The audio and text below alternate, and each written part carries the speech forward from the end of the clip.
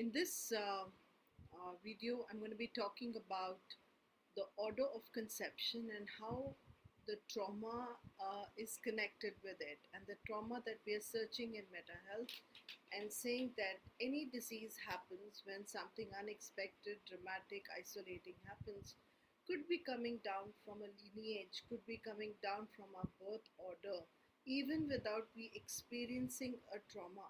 It could already be present in because our grandmother or mother or someone else has gone through it. But let's now understand what is it that when we get conceived, what does that mean, and whether we are born or not born. It's a position that we take in the family because we were conceived in that family. Whether that conception happens for a little while, or it is a child that grows completely and then dies and doesn't take birth, or a child who becomes a fully born, takes birth and lives for many years to go.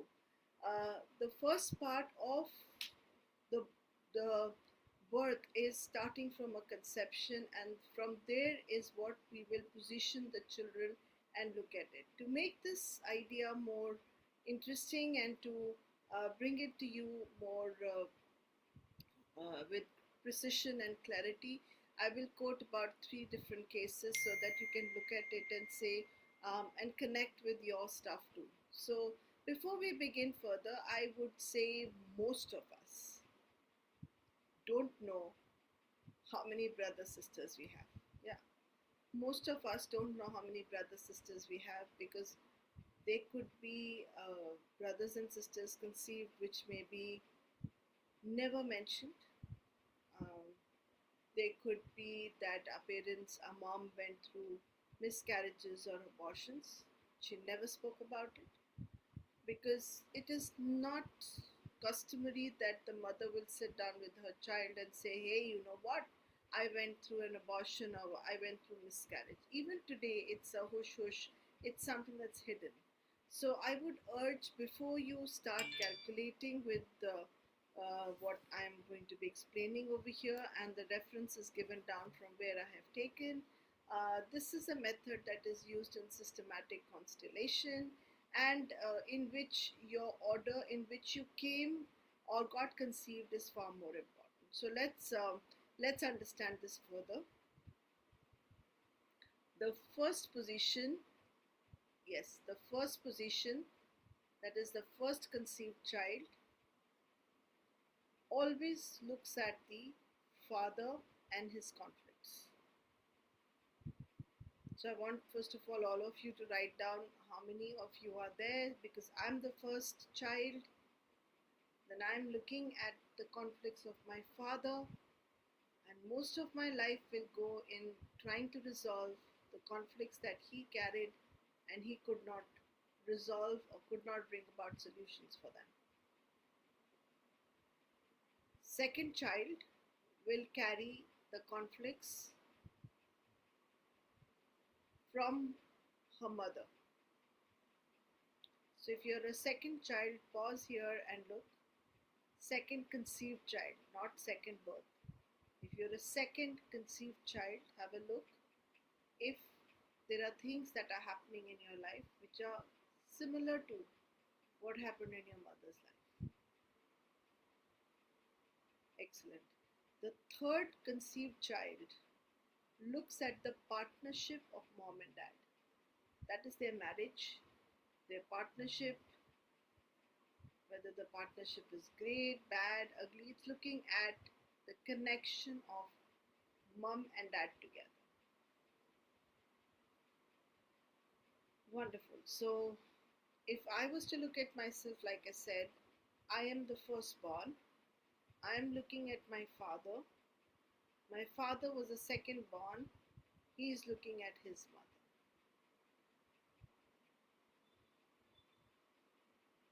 That's right.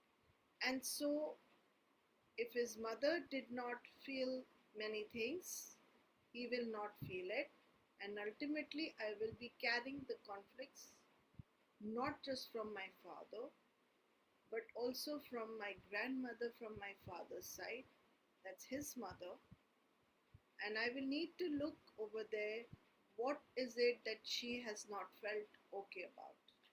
When I was researching about this, what really amazed me is my grandmother died very early. She was in her 20s, 20 something, when she went in for an abortion. And in those days, abortion was not something that was customary, or didn't have medical facilities. And she didn't want to have the third child, um, and she went and tried aborting the child, and she died during the process. Now, I remember even being 8 years of age and not even knowing what abortion means, but constantly thinking in my head that, if I conceive a child, then I will not drop that child, I will never get a child aborted. It did not strike me that I was talking about a conflict that my grandmother had probably had at her deathbed, saying that if she died because of abortion, and she should have rather brought the child into this world. So, just giving you a way in which you can have a look. And if I was to look at my sister will be looking at my mom. She's so much like my mom. It's not funny. And my mom, though she's always been told that she's in first position, she's an actually the second conceived child, because her brother was stillborn and he died. So she's looking at her mother. So my sister is actually looking at my mother, who's actually looking at her mother. And really interestingly, the major conflicts that happened in my grandmother's life, those are the exact conflicts that my sister is going through, including skin allergies and eczema. And if we can understand this, then we can understand the way we need to work on the trauma is not just looking at, oh, I was traumatized and now I need to clean up this trauma. We need to look back as to whose trauma are we carrying, whose burden are we carrying, and try to release that in the most meaningful way, so that the energy of the trauma becomes something, or transforms into something meaningful. Let me now take you through a few case studies so it will become more easy to understand what I'm talking here about. So I'm looking at this case study wherein I'm just going to explain to you, and this is all about the firstborn is a stillborn and is looking at his father.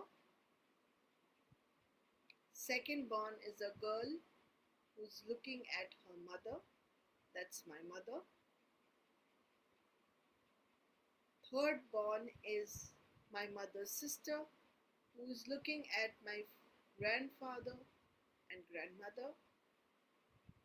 Fourth child, interestingly, died at birth, is looking at the father. So if you note over here, the first and the fourth child, both the children who were looking at the father didn't make it. The fifth child is a boy looking at the mother. The sixth child is looking at the partnership of mom and dad. Now, very nicely, if you look over here, what really stands out is, why is it that every child conceived who is looking at his father is not surviving? What is it in the father's lineage that the child does not want to survive? The second born, that is my mother, has always been an extremely quiet person. In fact, the joke goes that if she was sitting in a room with 100 people, she would be the quietest of the lot. And if we look at her brother, who's in fifth position, is also looking at his mother, and from what I know, he's extremely quiet, extremely to himself. Yes, when they get, they're very stubborn, both of them. They are very soft, loving, and yet they have an anger that is very difficult to take. It's very silent anger. And my mother is looking at her mother, and her mother is looking at her father. So they are actually carrying the conflicts of their, grandparent, or the father, grandfather. And grandfather was a very humble person. So both of them, no matter how much of riches my grandfather left behind, both of them, uh, they need money. I'm not saying no, but they have a biggest fear that they will lose money, and that biggest fear of losing money probably comes from my grandmother's father, who was basically a teacher who used to teach in school. Now let's look at the third and the sixth born over here, which is looking at the partnership of the father and the mother.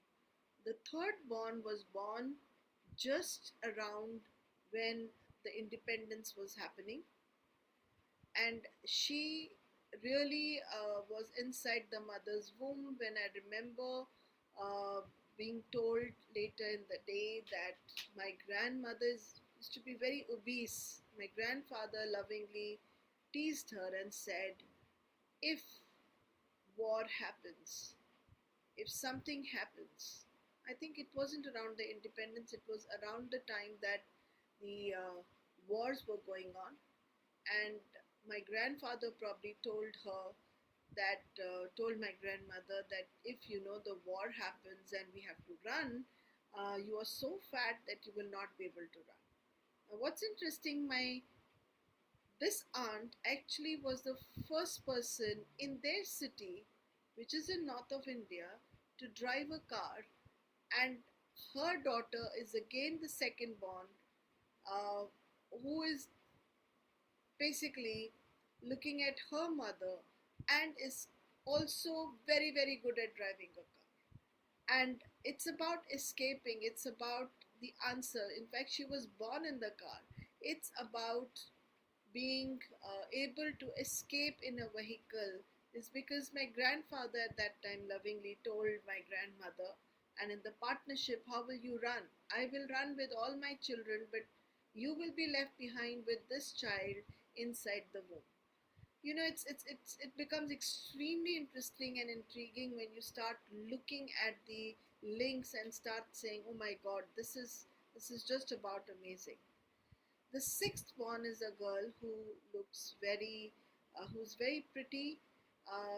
Both the third and the sixth born girls got married into the families where there was a lot of money, and they were richer than their mom, and they were like, the alignment that they had, or the partnership, the connect that they had, because my grandfather, after they got married, he really, really earned a lot and became an entrepreneur who was awarded by the President of India at that time. And the partnership talks about entrepreneurship, it talks about money, it talks about a lot of material abundance. And both the third and the sixth born girls actually had a lot of material abundance that they were able to enjoy and have fun with. So uh, also, the similarity between the third and the sixth born is that both of them do have bone issues and arthritis and pain in the legs and the swelling sometimes in hands and feet. Both of them are extremely smart, and they are very, very good at making what you call they are very good at cooking, very good at feeding the whole world, and that was again part of the hospitality that came from the partnership between the mom, between my grandmother and grandfather. So I just want you to kind of write down your family and have a look as to where in your family this could fit in with you. So I'm presenting the second case now. And in the second case, the first child died at the age of 36. She looks at her father. Second boy is is a driver. He's looking at his mother. The third boy, that is the partnership between mom and dad and drugs. The fourth child will be exactly like the first child and will suffer the problems that father may have also suffered, like vertigo was fourth child suffered from vertigo, and so does the father. They also adopted two children before the first child. So, but I just mentioned this here. We are looking only at conceived children, not at the adopted children. Now, again, here to note is, why is it that the first child and the fourth child are both having very, uh, one has liver damage, one has skin problems.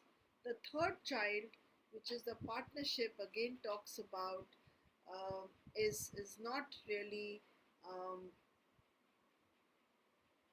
he's not really emotionally compatible, as we can call it. So the partnership between the father and the mother, there is something amiss over there, is because this is the second partnership, not the first partnership. The father is married twice, and so the marrying twice represents separation emotionally, being distributed between two people. Second boy, who loves driving, looks at the mother, and the mother is looking at her father because she was the firstborn and the father was a driver. Isn't that interesting? Now we even pick up probably the unfinished professions of our grandparents. And nobody else in this family enjoys driving the way this boy does. Um, so, yeah, look at your families and see what's happening there. Look at your families and see where your families are connected and how you are probably picking up not just the traumas, not just what happened in the relationships, but you're also picking up maybe a lot of the drama that went on in their life, including the professions. Let's look at the case 3. Case 3 is of this is a very interesting family. It is the family of my husband. His mother, that is the first child, looks at the father. The father came from Karachi to India, and he was a very, very interesting person who started uh, practically from scratch. And the second boy is went abroad. He's looking at his mother. The third child stayed in India, who is looking at the partnership of the father and the mother. The fourth child, the girl, looks at her father again, and there are stark similarities between how Vikram's mom is and how Vikram's aunt is. Though one girl is outside the country and one is within the country, they both have almost the similar attitude as their father. They are huge go-getters, but they also can be extremely on the face. Now, what's really interesting over here? Let's look at my mom-in-law. She's the first girl child, looking at her father, who gives birth to the first girl child, who's again looking at her father. So, interestingly, the children can be looking at their fathers, and now over here it's really important to see how is the relationship between mom and dad Because if the girl is looking at her father, she may start representing her father to the mother, and they may have few disputes in between if the relationship wasn't smooth between the husband and wife. The second born is my husband, who is looking at his mother, who is looking at her father, who's coming from Karachi. Now, interestingly, he will be carrying the conflicts of his grandfather. So, I've just given you an idea of how you can pick up the conflicts and the traumas and see what you can do about it.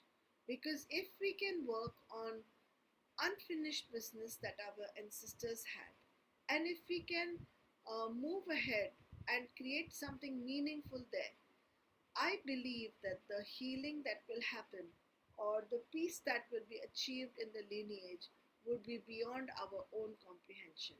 So that our children can have better tomorrows, let's light up the today and explore the histories. Thank you very, very much for this amazing, amazing opportunity.